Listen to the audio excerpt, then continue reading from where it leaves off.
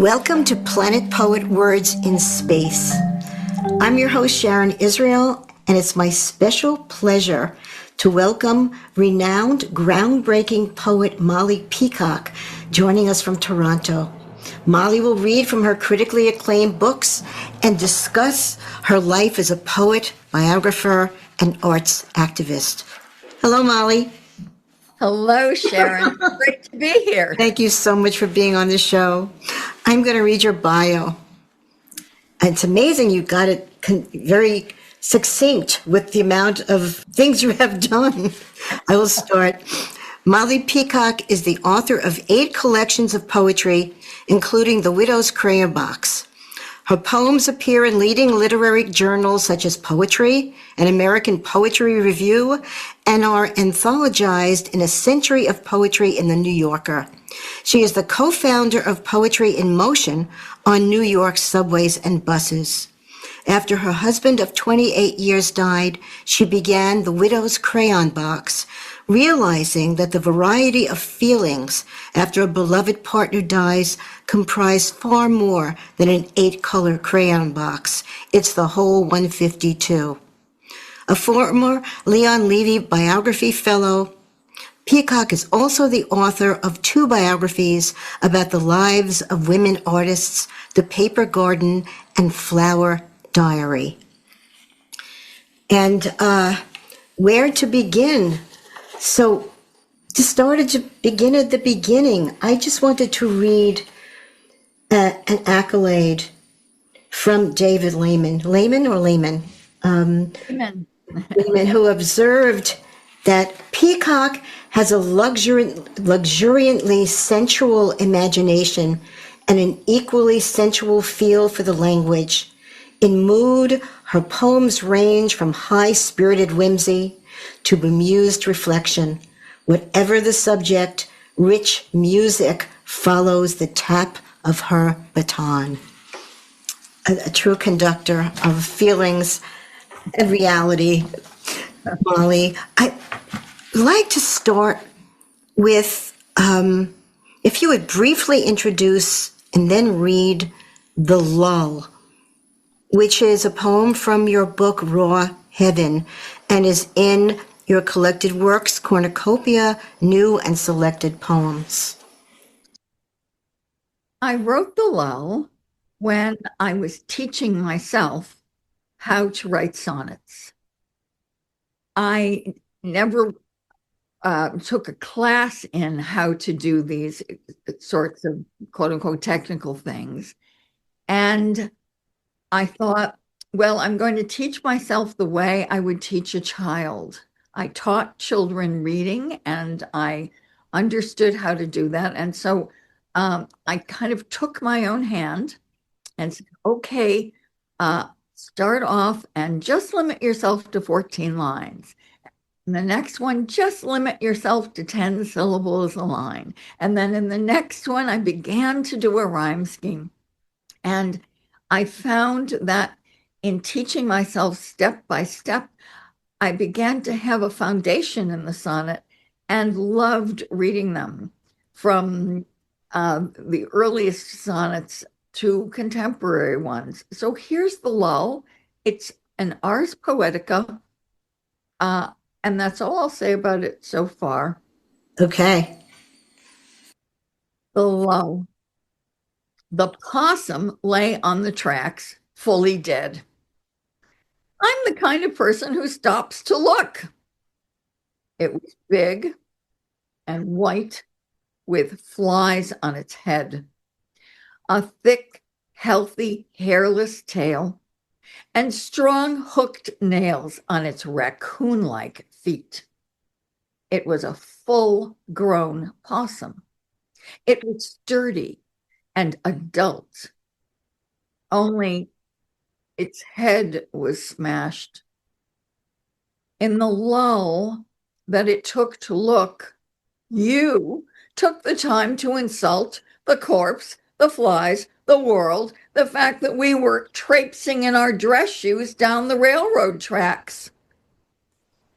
That's disgusting. You said that.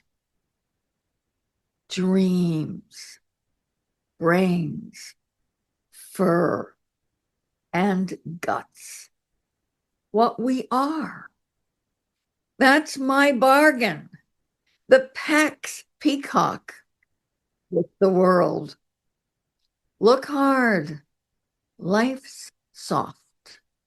Life's cash is flesh, and flesh. That's Molly Peacock reading her poem, The Lull. And beautifully read it is, Molly.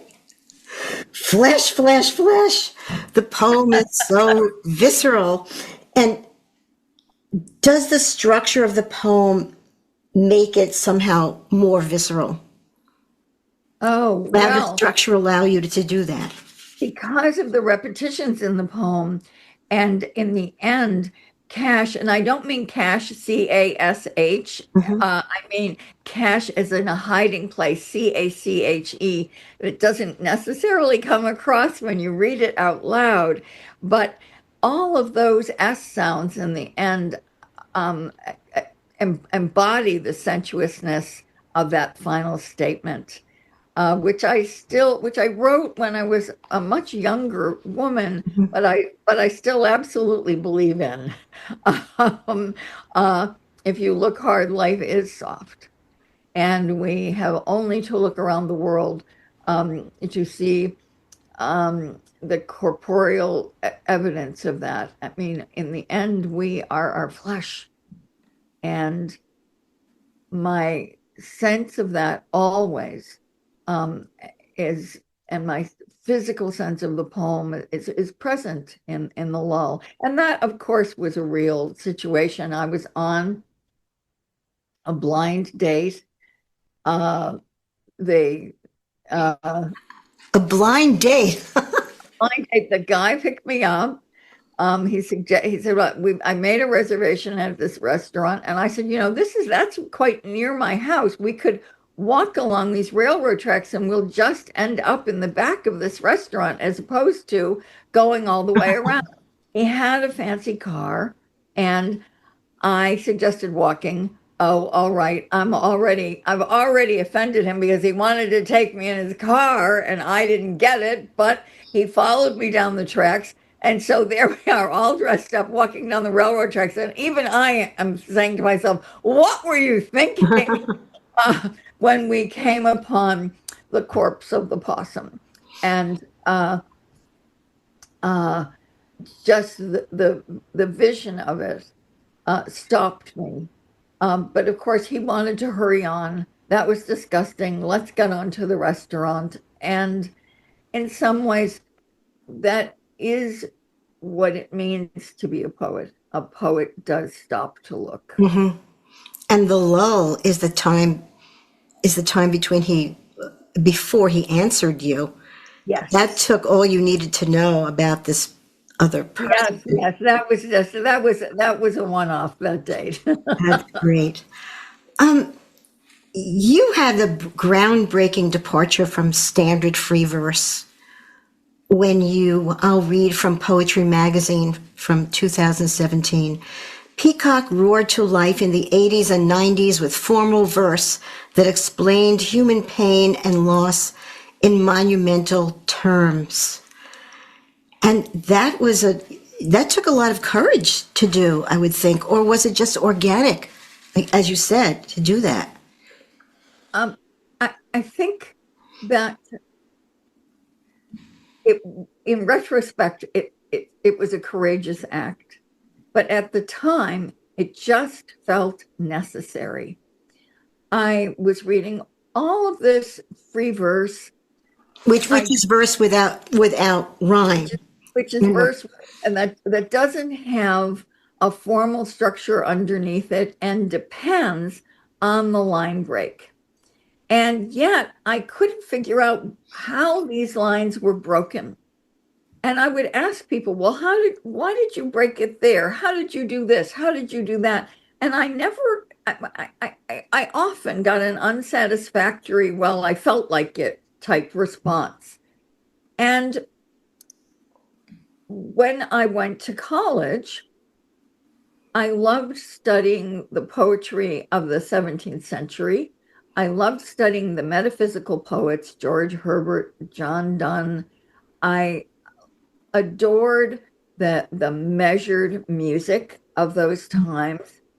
And I also come from a really working class background. I'm the first person in my family to go to college. I always, because my dad was quite a violent and severe alcoholic, I never, I was, there was a level of shame in my upbringing. I could never bring anybody home. I never really was, sure what was happening there. Here I am, this working class girl deciding to write poetry. Was I going to be, and about my life, not about I was writing poetry about high art. And I, I thought to myself, if you could do what those classical poets could do, then people would have to respect you, and they would have to respect your subject matter. If you want to walk down railroad tracks, if you then if you did it in more formal cadences and you added that richness to your work and that level of skill. I respect skill, and I knew that. I mean, I know other people respect skill, and I thought, well, can you do this? And when I began to discover that I could, I was so delighted, and the poems became so much richer. But I leapt. And then of course I looked around and I thought not too many other people are doing this. But I wasn't the only one. Marilyn Hacker, who is a stunning poet, was doing it. My contemporary and very good friend Rachel Haddis, my very good friend Phyllis Levin. There were I found the other people who were writing poetry in this way, and found my literary family, so to speak. Well, it's a great explanation, and you move people with your work, and you do that through what you've discovered. Perhaps your background enabled you to step away from the academic norm at that time. I just wanted to read something that the poet Kay Ryan said to you, that the sonnet is not a container, but a skeleton which allows something to think and move. I just love that. And I thought it was a little amusing coming from Kay Ryan, who writes like five words in a poem. You're less than haikus. Kay Ryan was responding. Kay Ryan was quoting something that I wrote about the sonnet. Okay. And so that's the sense that I have. I don't feel like the sonnet is jail. And I'm not hemmed in by it. And there was an idea that somehow or another the sonnet was a container, and you poured your feelings, emotions, etc., language into that container. And the I thought, can I get away from this sense of being too contained? And then I realized, with the help of a teacher of mine, Richard Howard, with whom I studied at Johns Hopkins after I wrote these sonnets, as a matter of fact, that the idea of the structure of a sonnet, if you can think of that structure as a skeleton that you are building a body around, then it makes a whole lot more sense. It's wonderful. It's the exact opposite. It's very liberating that way. Exact opposite. And then the poem can move. And you have you just have that excitement of creation, and then the poem breathes with you. Mm. So your breath is inside it is inside you, and you've made this live thing. Thank you, Molly. I'm going to ask you to read another poem from Cornucopia, New and Selected Poems from your book, Prayers and Reasons, called Why I Am Not a Buddhist. And Why I Am Not a Buddhist is a poem of mine that has been anthologized and has become kind of emblematic of the work that I do. Yes. And it is what I would call it has the sense of a sonnet in it, but it's an overgrown one. What can I say? Put on a few pounds, and but again, it's a statement.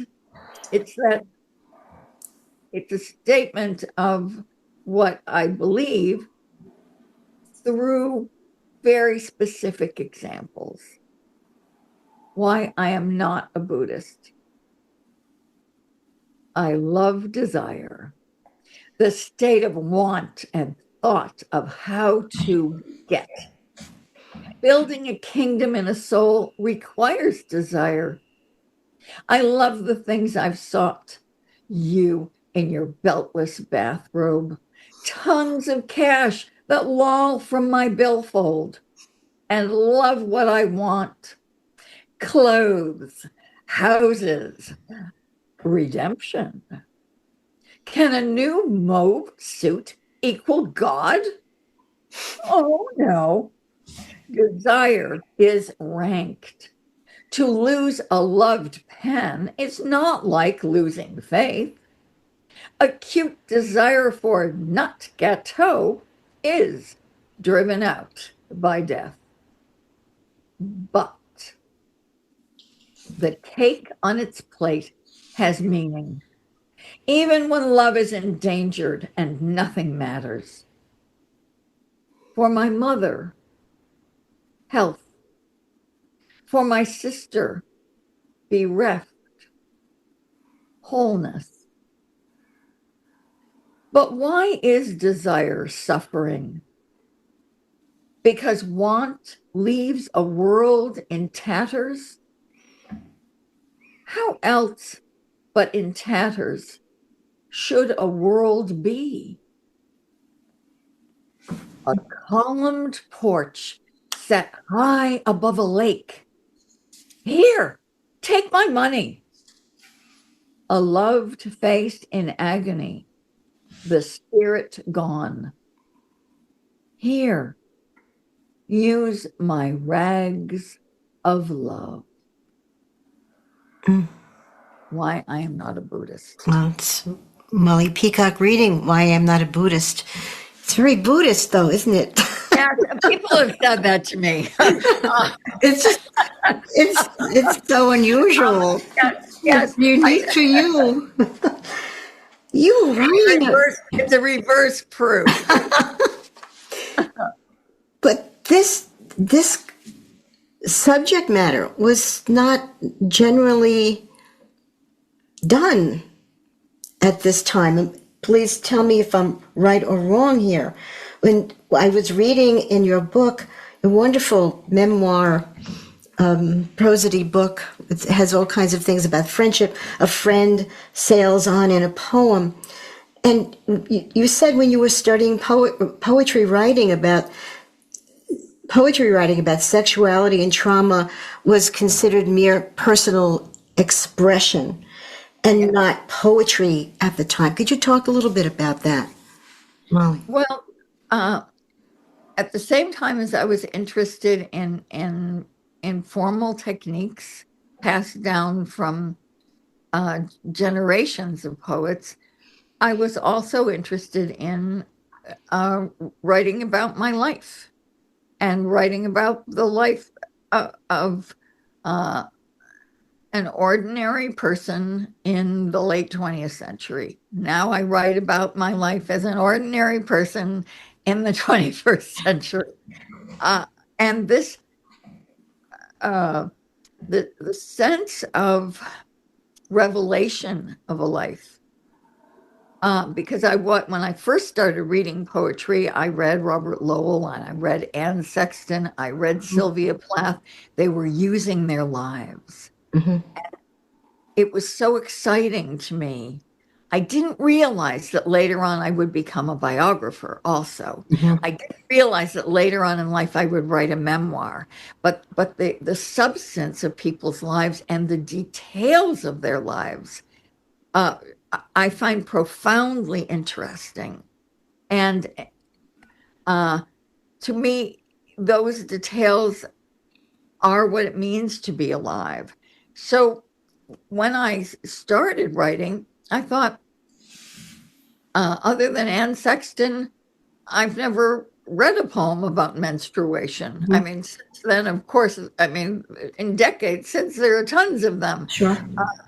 I'd never read a poem about a daughter coping with her father's alcoholism directly. And I wanted to read about things that were relevant to me. And I realized in some senses that I was writing the book that I needed to read. And writers always say this, and it's a truism It's of writing. true. It's true. I love it. So those ideas were circulating around for me, with me, and that took a certain amount of courage. Okay, I'm going to dare to write about these things.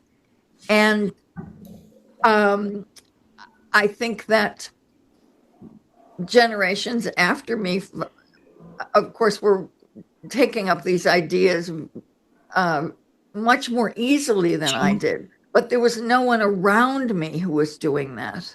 Takes a lot of courage. But you felt it. You needed to do it. The necessity of reading something. You couldn't find anything, so you had to write it yourself. It's true. It's true. And here's the thing about the courage part. It's that I made a gamble. My gamble was that if I felt something, I wasn't alone. Other people had to feel that too.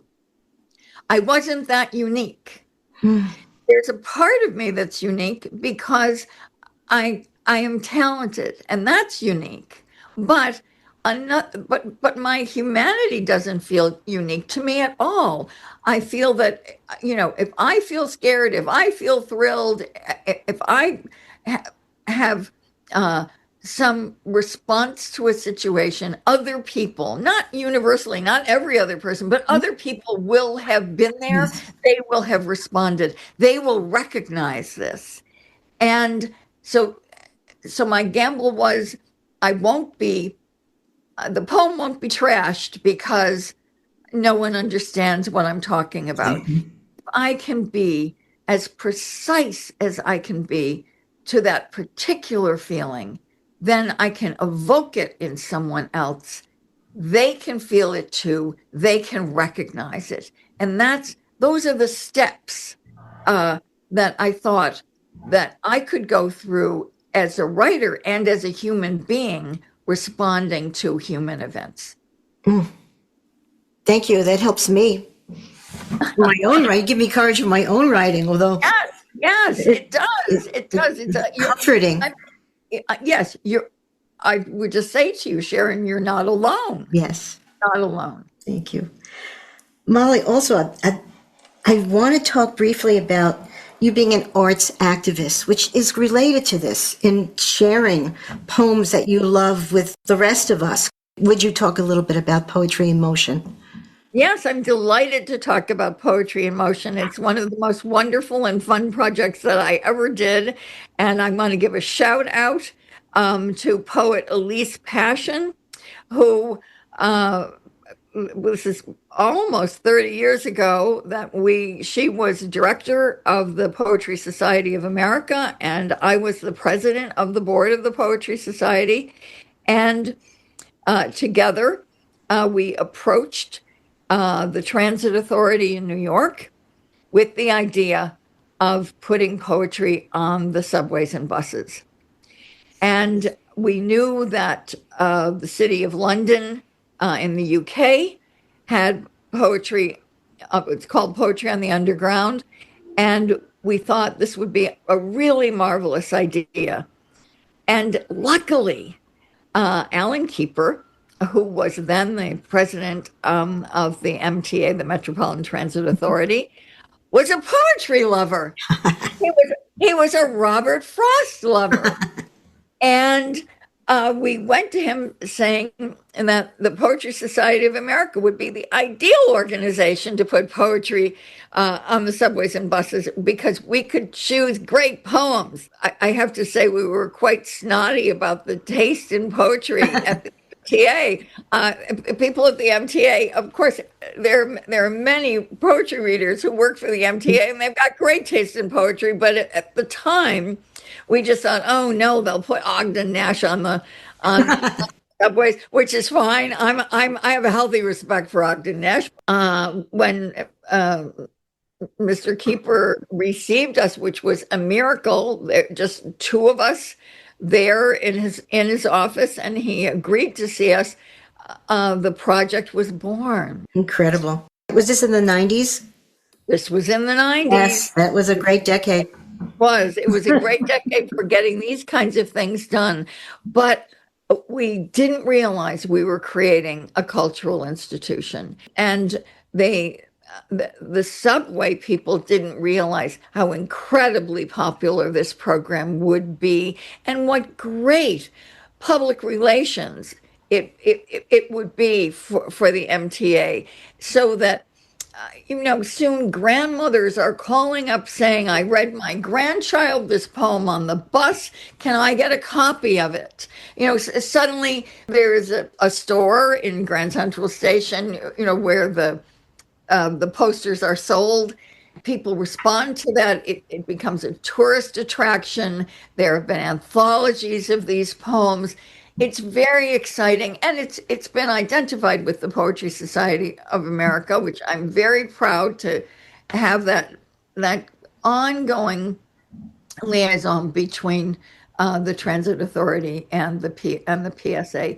It's just it was just super fabulous, and we didn't think it would last. It was wonderful, and being a subway, a sort of a zombie subway rider myself. And I see these poems and I read them, and it takes you out of yourself, and the noise in the subway is different, and it's a wonderful thing, and I thank you for that, Molly. I appreciate that. Well, thanks back to you for writing the subway. Thanks for reading the poem, and thanks to the billions of people now have read poems on the subways. It's amazing. Pretty fantastic. Isn't that amazing? Going almost 3 decades. At the beginning, I thought, they'll have to cut service, they'll announce service cut on the J train or something like that, and everyone will rise up and say, you put poetry on the train and you're going to cut service? Get rid of those poets, bring our service back. But it didn't happen. It didn't happen. Everyone universally loved it. How many things in life do you do where everybody has a positive response? I've never met anybody who didn't like poetry. Not many. And to put it on the subway system, and I understand it's throughout the states now also? Is that? Well, it goes in and out of various places. It's consistently there in New York. Yes. And we have it in Toronto, where I live now. It's there. And I think that certainly it's still going in London. It's still going around the world. Amazing. I keep saying that. Thank you, Molly. You're listening to Planet Poet Words in Space on WIOX Community Radio in the Catskills. I'm your host, Sharon Israel, and I'm here with the astonishing poet and biographer, Molly Peacock. we have to cover everything in an hour, which is ridiculous. You have to come back, please, again, for your next book. But you've also championed two mostly unheralded women artists of the 19th century. Would you talk about first the Paper Garden, which I just got in the mail, by the way. I'm looking forward to reading it. Isn't it beautiful? It's Oh an my goodness, illustrated biography. Oh, it's gorgeous. gorgeous. It's gorgeous. The Paper Garden, Mrs. Delaney begins her life's work at 72, is about the amazing botanical collage artist Mary Delaney, who created 985 botanical collages, and she began them at the age of 72. In 1772, she was an 18th century art visual artist, and who, if you're Bridgerton fans or Queen Charlotte fans, she was a pal of King George and Queen Charlotte.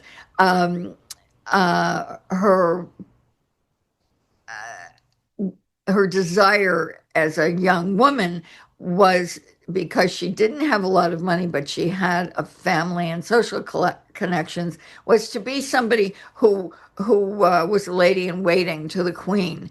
It never happened for a whole lot of political reasons, and because she was the daughter of the second son in the family, they had to marry her off in order to secure an income for her and for themselves.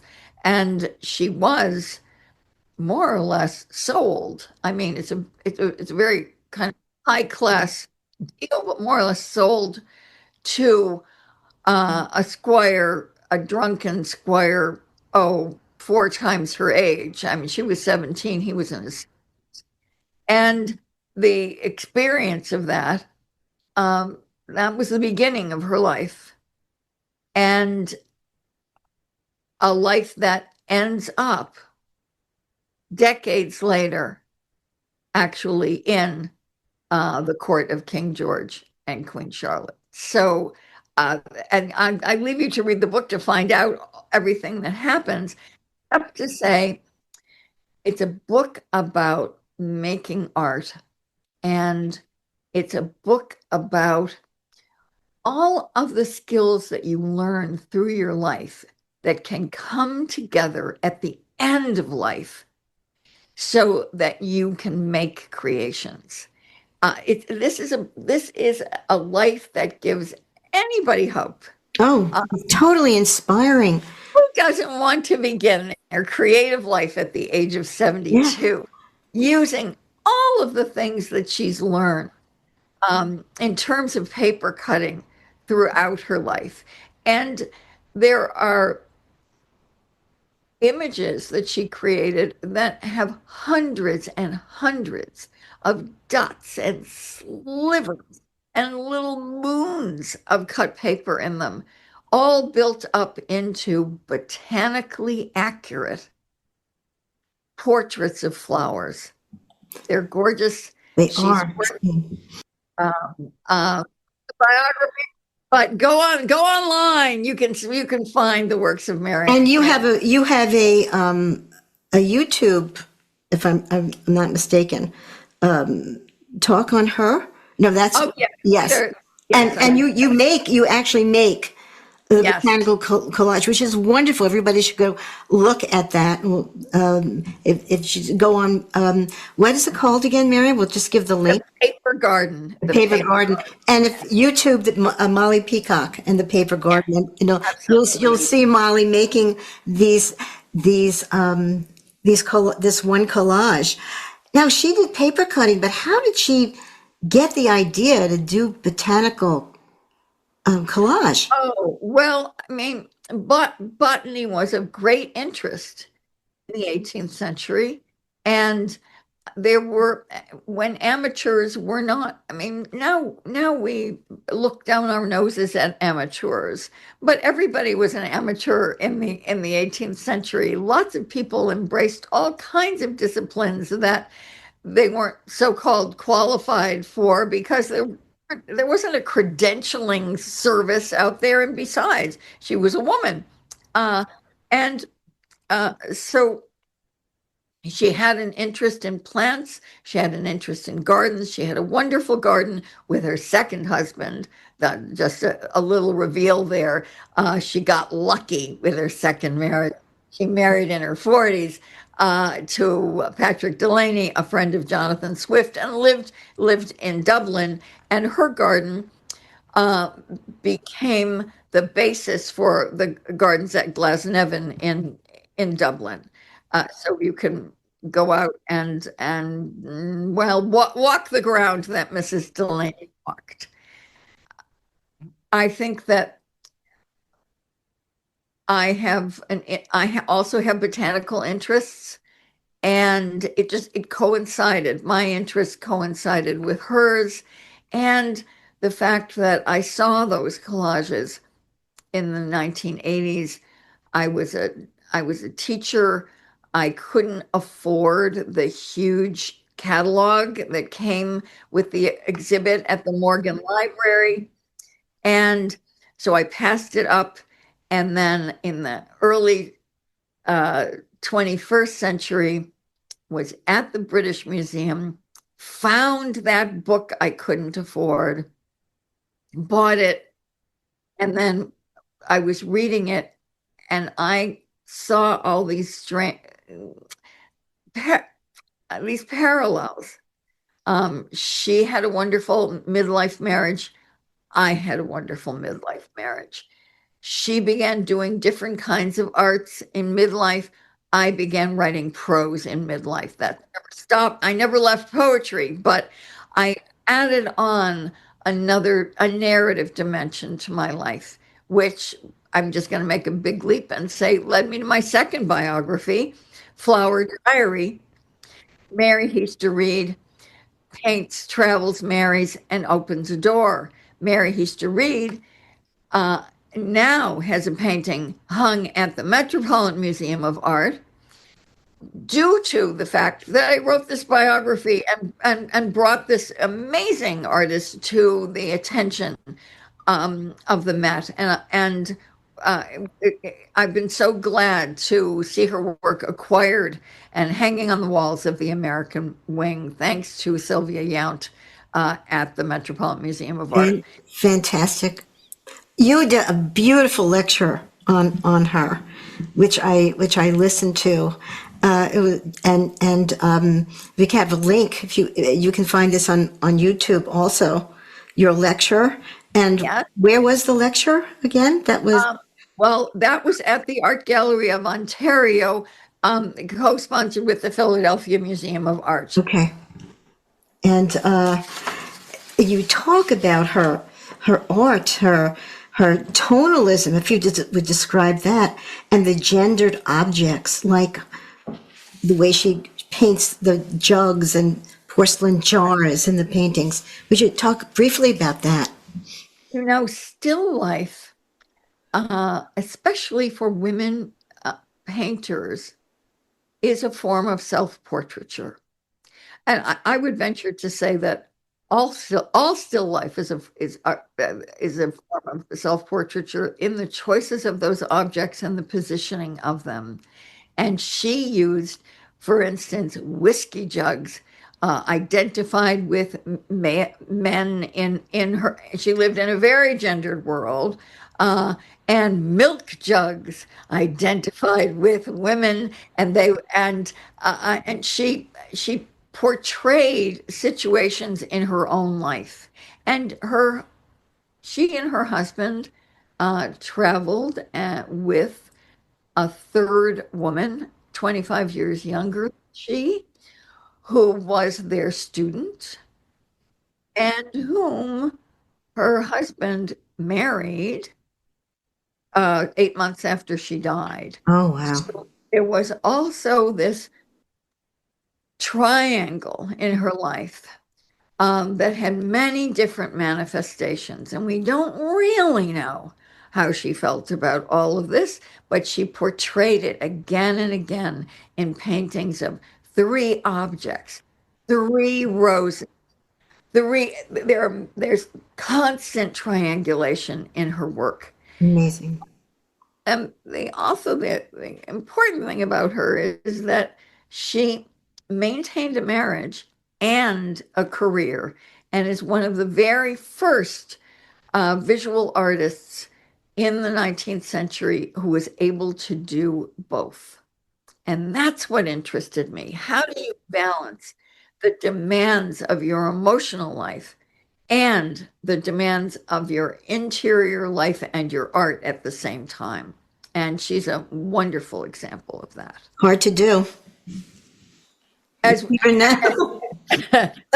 as we know very well, it's tough to do. Yeah. It's very tough to do. He was amazing too. George Reed, her husband, who was a Scottish painter, he opens his studio to women artists. Yes, he was a big supporter of women artists in his day, and a supporter. He became the principal of the big art school in Toronto, OCAD, the Ontario College of Art and Design. He was instrumental in mounting a show of Mary Hester Reed's. It was after her death, but it was the first solo show that any woman had had, in the main museum of Toronto. So he was her booster to a degree, you know. Well, as long as she was quiet enough to be supportive of him. I mean, there was an exchange going on there. And how did you get interested in her work? I was asked to speak about a painting at the Art Gallery of Ontario, and I was researching women botanical artists, and I wasn't getting anywhere. You can find, of course, a lot of botanical art by women, but not so much their stories. It's very anonymous, or if you know a name, you know about a paragraph full of information. And I was so frustrated, and they said to me, "Would you speak about a painting?" And I said, "Well, have you got any flower paintings by women?" I said, and then Georgiana Olyaruk, who is a stunning curator at the Art Gallery of Ontario, led me to a painting by Mary Hester Reed. Of those paintings with all of this triangulation in it. And I was sunk. I said, okay, I have my next subject. This woman is amazing. I had no idea who she was. This is incredible. Let's investigate. It was the right moment because I was looking for a subject, and I wanted one close to home. She had a studio a few blocks away from where I live now, and I needed to be close to home because my husband was very ill, and I didn't want to do any kind of extensive traveling and leave him for long periods of time. Right. And you knew, like with your poetry, you knew what you wanted to do. You felt it. You felt it was right. You Yes. felt that rightness for both Yes. women and for your own poetry. Find that. Yeah, I should say something. I didn't always have this confidence in myself. I didn't always have that confidence in my own intuitions. I knew my intuitions were right, but I would listen to other people who give me contrary advice, and I would go against my own intuitions. But I was lucky enough to have a wonderful therapist. And uh, there's always a controversy about whether uh, psychotherapy and is going to take away the very mental health issues that cause you to make art. Not true. To be the case at all. It enriched my life. It made me daring. It made me confident. And so I'm just sort of tipping my hat to Joan Stein, who has since passed away, but was my therapist. And we're doing this a couple of weeks after her birthday. What would have been her birthday? So Just want to briefly mention that you wrote a book of poetry called The Analyst Yes. about Joan Stein. And Yes. there are so many avenues we can go to, but I wanted to talk about, and you read from The Widow's Crayon Box, and you had mentioned your husband's illness at the time of you discovering Reed. I am going to just read Rachel Hoddes' comments on The Widow's Crayon Box. And the book bears ample witness to Molly Peacock's wit and gusto, her sensuousness and curiosity, and her courage. Her poetic artistry, honed over the course of her distinguished career, enables her to find beauty and zest even in the most forbidding places, and having found them, to offer them to us. And that's Rachel Hattie Brown Celeste Hadas. Yes. Yes. I'm so proud to be able to have that comment from her on Beautiful. this book. She's a very renowned poet herself. She's a fabulous poet. She should be on your show. Okay. The Widow's Crayon Box consists of the poems I began writing, almost helplessly writing, after my husband passed away. We knew each other since we were 15 years old, but we didn't get married until we were 45, leaving us time to practice on other people.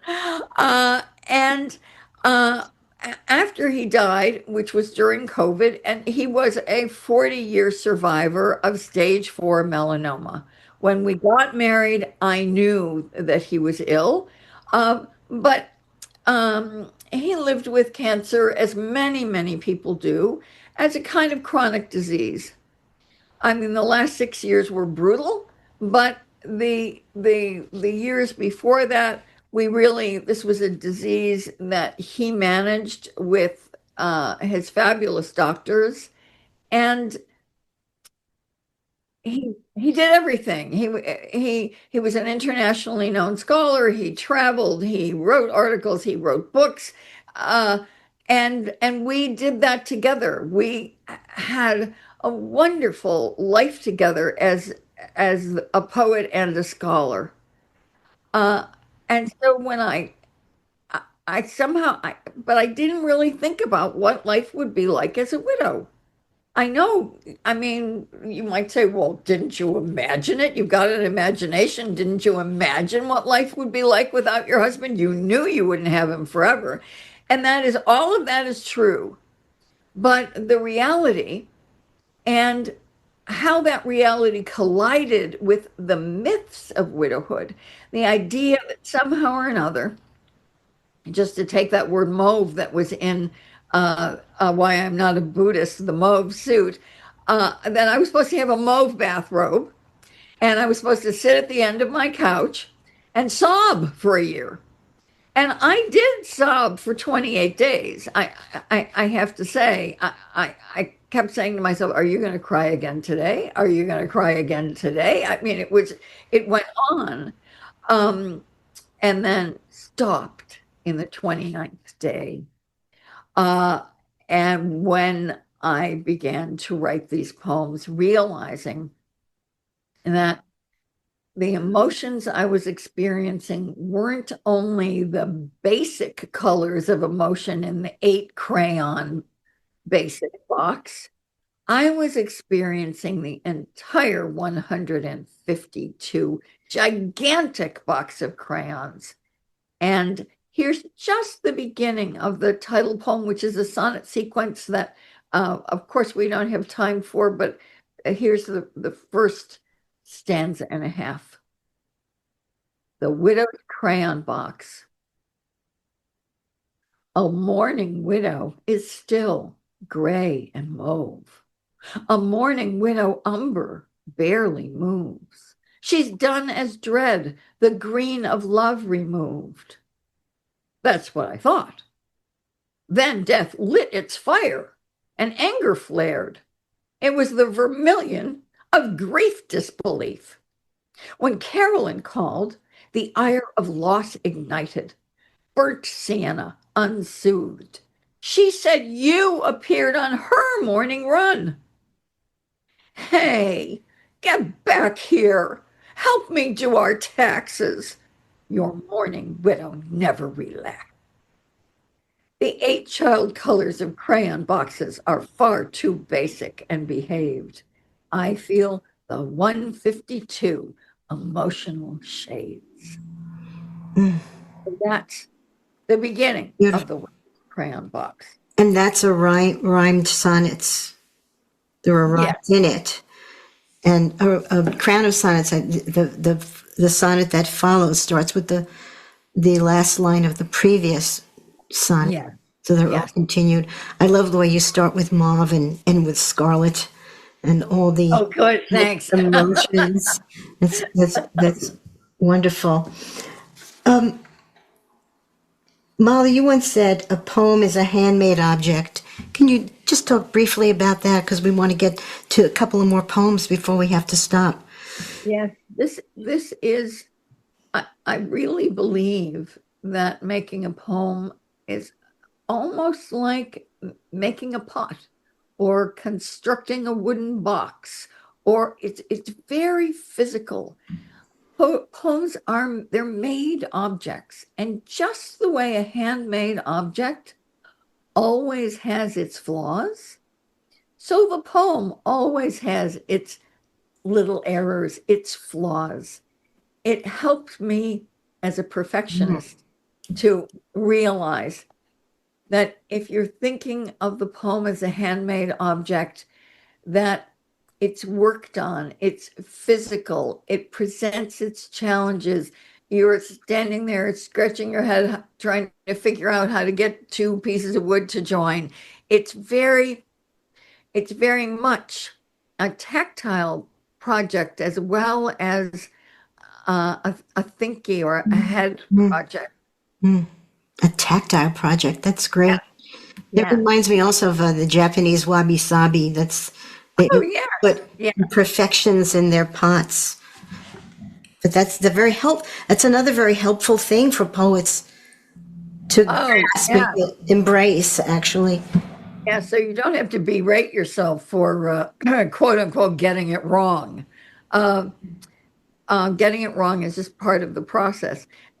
In a different way, I mean, it's like gardening, you're contending with the weather all the time. Great. Molly, I think we have time for one more poem. If we go out, before we do that, could you give us some links so we can find you on the net? The very, very best link is www.mollypeacock.org. Good. You can find me on Instagram at Molly Peacock Poet.